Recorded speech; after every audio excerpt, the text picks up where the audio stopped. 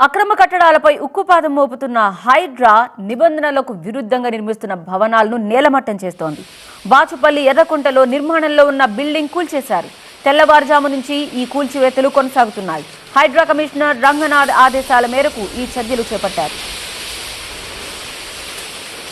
Hyderabad disaster response and assets protection agency, simple గా చెప్పాలంటే హైడ్రా, ఇదే ఇప్పుడు అక్రమార్కుల భరతం పడుతోంది. చెరువుల బఫర్ జోన్లలోనూ నాలాల్ని ఆక్రమించిన చోట్లను గుర్తించి అక్కడున్న అక్రమ నిర్మాణాలని పడగొట్టేస్తున్నారు. జేసీబీలు, బుల్డోజర్లను రంగంలోకి దించి కూల్చివేతలు కంటిన్యూ చేస్తున్నారు.